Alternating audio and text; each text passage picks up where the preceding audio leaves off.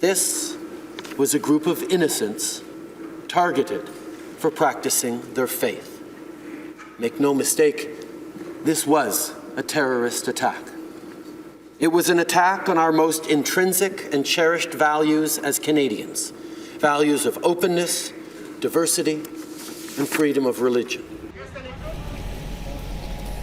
An act of terror, that blunt assessment from Prime Minister Trudeau after 6 people were gunned down last night inside a Quebec City mosque during evening prayers. 19 others were injured. At last word, 2 are still fighting for their lives.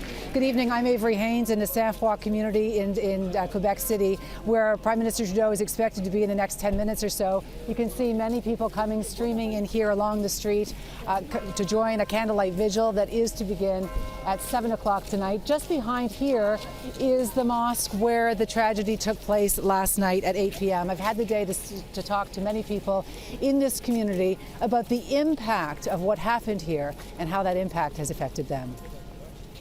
There's no word to explain what we're feeling.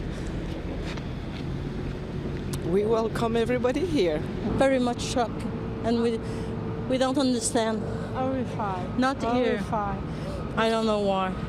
It's a very calm city here, usually, and we don't understand. We cannot accept that.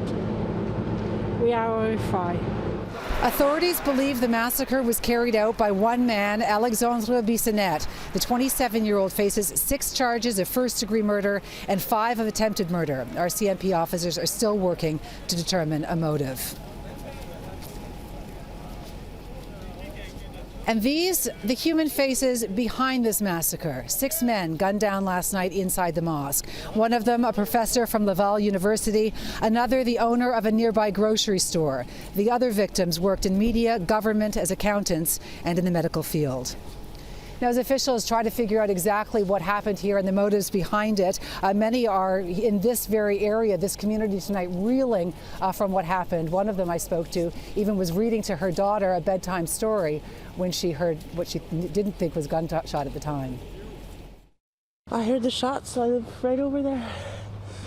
I didn't know that there were shots. We thought they were car backfiring or whatever, but yeah, we're shocked, we're appalled, we're horrified.